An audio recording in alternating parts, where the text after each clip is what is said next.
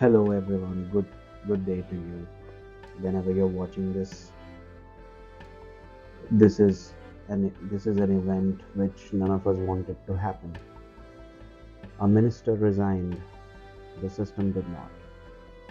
On 25th of July 2026, Dharmendra Pradhan resigned as India's education minister after widespread youth protests over examination paper leaks and failure in the national testing system.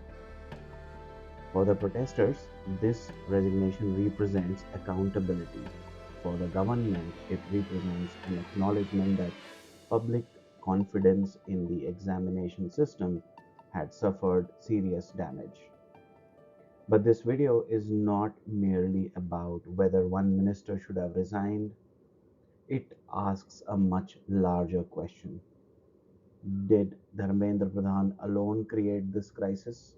Or did he become politically accountable for an education machine inherited from several generations of governments?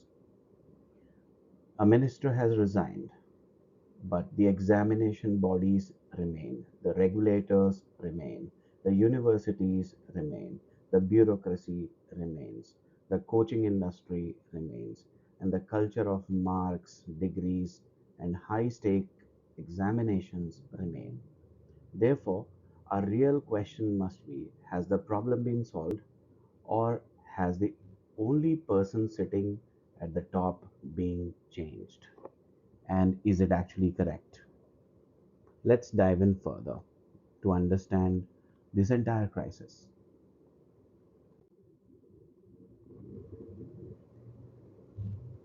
Education ministers, their contributions and misses. India's education system was not built or damaged by any one minister. It developed layer by layer over years, nearly 8 decades after independence. Maulana Abul Kalam Azad helped build the institutional foundations of modern Indian education. His period strengthened higher learning, science, culture, and national institutions. But the benefits of these institutions initially reached only a limited section of the population. The Kothari Commission and the National Education Policy of 1968 gave India a national vision, including a common educational structure and the idea that education must become an instrument of national development. The 1986 education policy expanded attention to school infrastructure, teacher education, Navodaya schools, and disadvantaged communities. But India frequently measured buildings, enrollment, and expenditure more carefully than actual learning. Under Dr. Murli Manohar Joshi,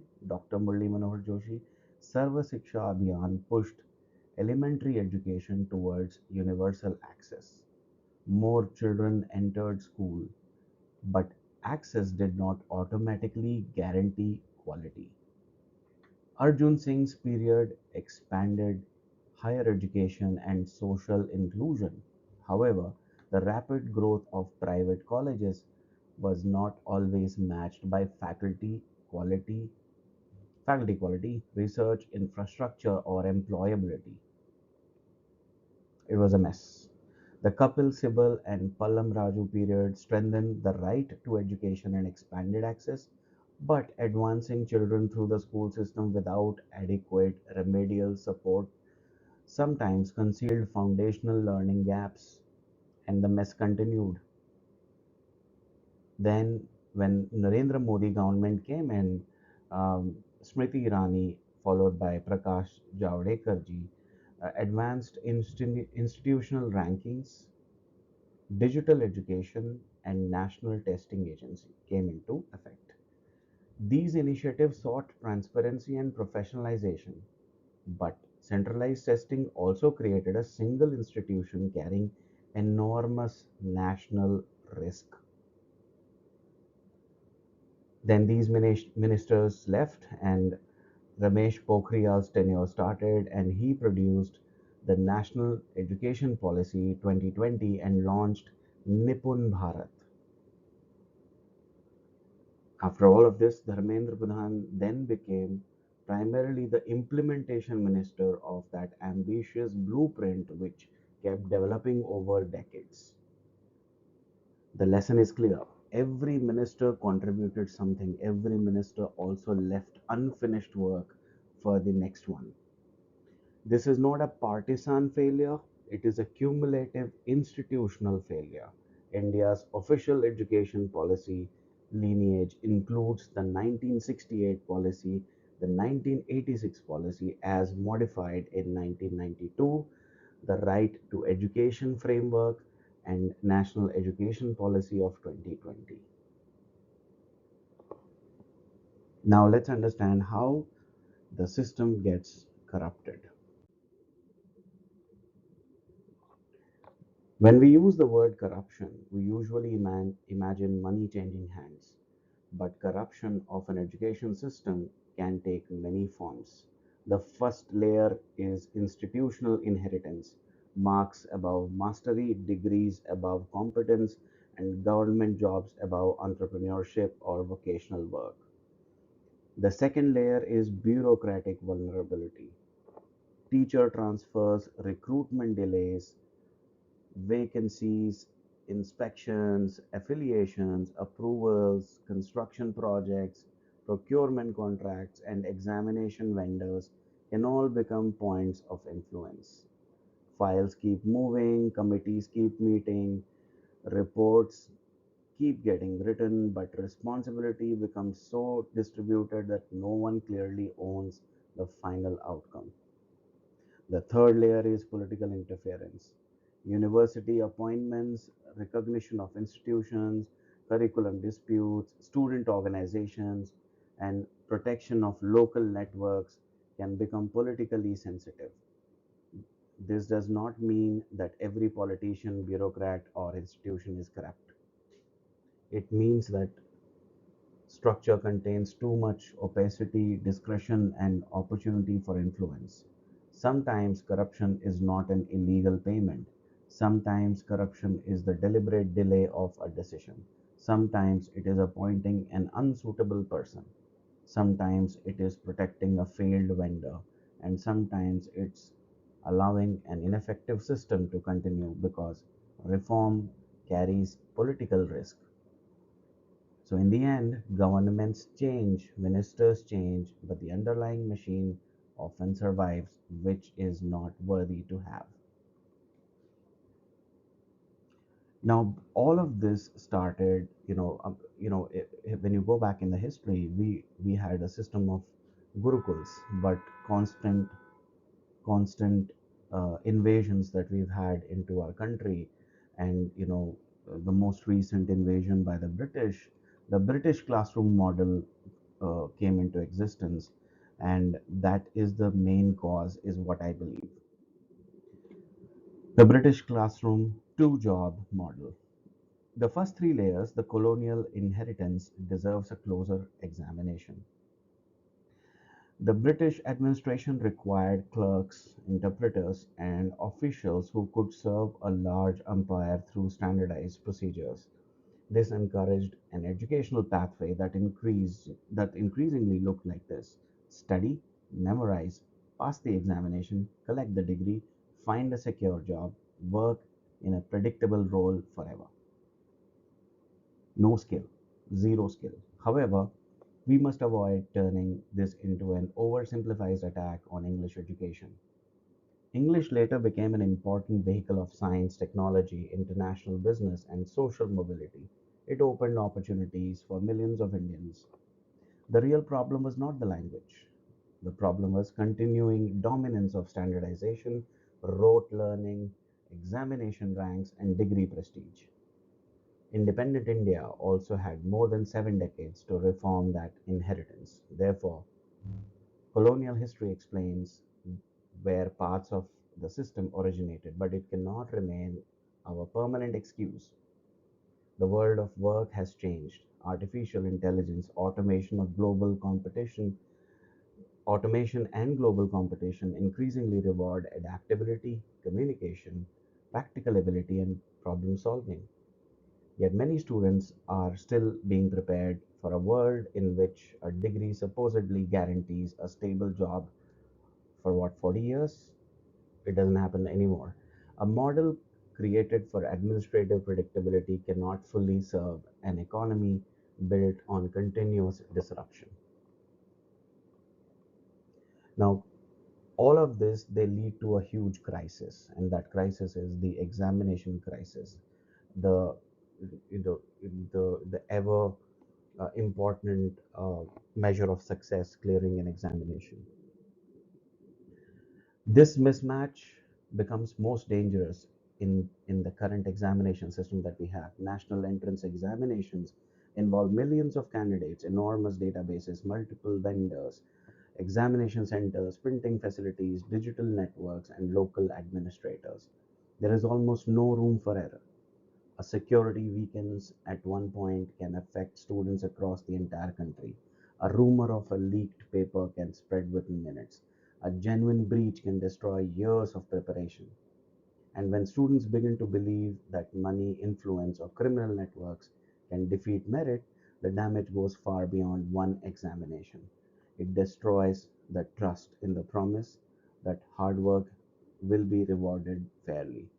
The National Testing Agency was created after cabinet approval in 2017 as a specialized and autonomous institution intended to conduct entrance tests scientifically and transparently. That was a reasonable reform objective, but centralization can also create a single point of systemic failure. If one organization conducts several high stakes examinations, weaknesses in cybersecurity, vendor selection, printing, transportation, or center supervision can rapidly become a national political crisis, like the one that is happening right now. Again, if only one organization conducts several high stake examinations, like the way we have UPSC or NTA and a few others, weaknesses in cybersecurity, because probably it's not strengthened to that level, vendor selection, printing, transportation, or center supervisor can rapidly become a national political crisis. Passing a strict law against paper leaks is necessary, but a law cannot compensate for weak institutions. Ministerial accountability rises when examination credibility falls. That's the theme. Now let's understand what Dharmendra Pradhanji inherited. Dharmendra Pradhanji did not enter an empty ministry. He inherited several important strengths. He inherited a vision of National Education Policy 2020. He inherited digital platforms and the existing national policy framework. He inherited NIPUN Bharat, which had been launched on the 5th of July 2021, just before he took charge, and which focused on foundational literacy and numeracy. He inherited National Testing Agency, created several years earlier.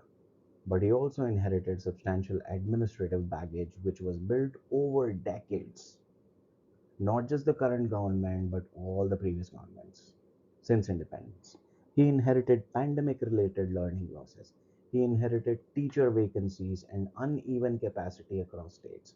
He inherited major differences between elite institutions and ordinary schools and colleges. He inherited a powerful parallel coaching system, or you may call a coaching mafia, and he inherited a growing mismatch between degrees and actual employment opportunities, and absolutely zero calibration with the skills required for the jobs in this age. The distinction is important. Dharmendra Pradhan should not receive a sole credit for everything that succeeded after 2021, but he should also not receive sole blame for every institutional weakness created before his tenure. He inherited both policy ambition and administrative vulnerability. We also need to understand why are ministers not in control all the time. They are not the only one. Yes, they are the face of it, but they're not in 100% control. Education is not controlled by one minister sitting in Delhi. It is a subject of constitution's concurrent list, which means that both center and the states have their respective responsibilities. Most schools and many higher education institutions operate within state systems. Then there are central and state boards, universities, autonomous regulators, examination agencies, accreditation bodies, private institutions, contractors, technology vendors, and coaching ecosystem. We'll come to this maybe in the next video. Each institution has its own leadership,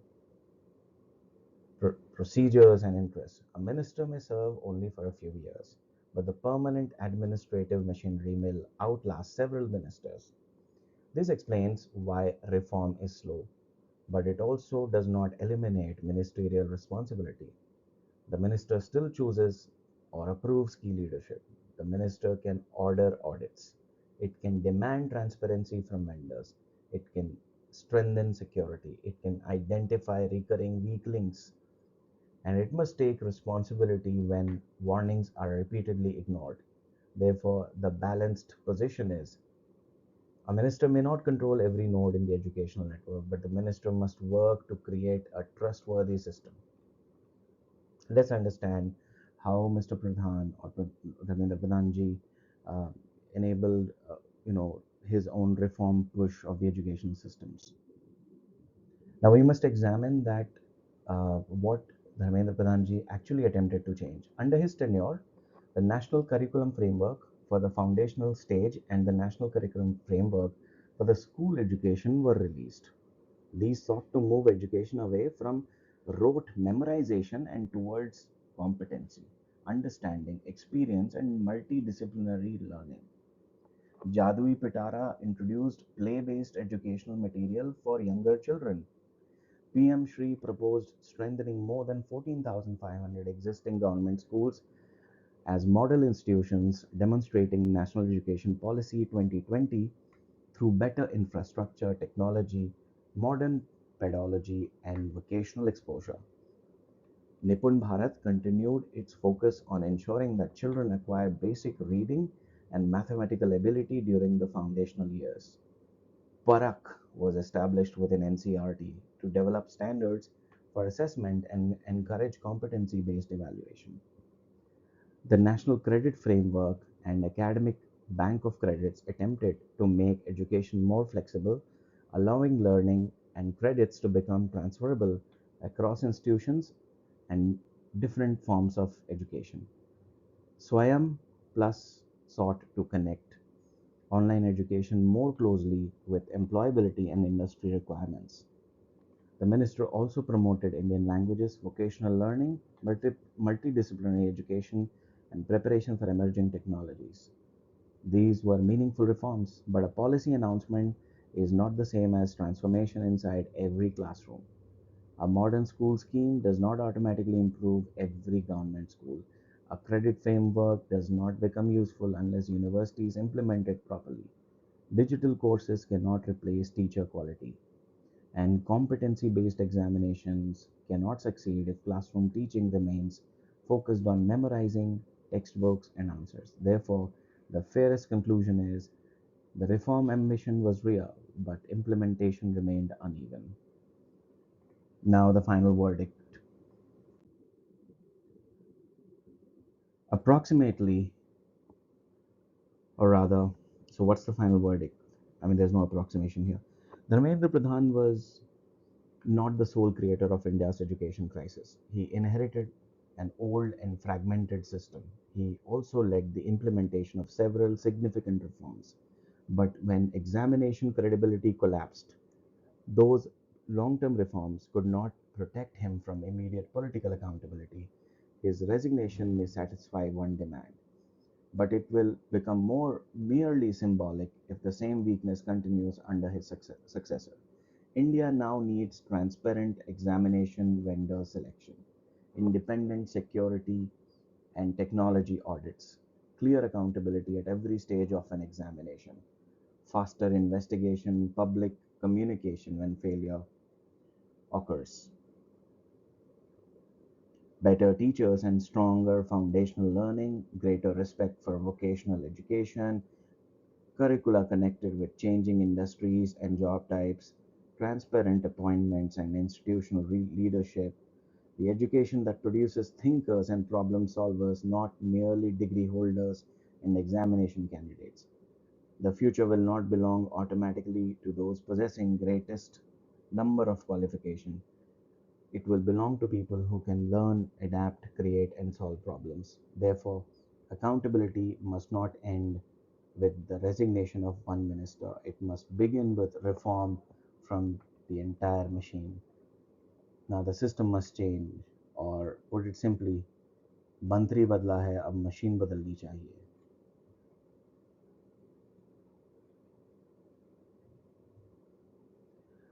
I will be in touch through my videos to let you know about the changes or any progress happening on this front. Watch out for more videos. I really appreciate your time watching this video.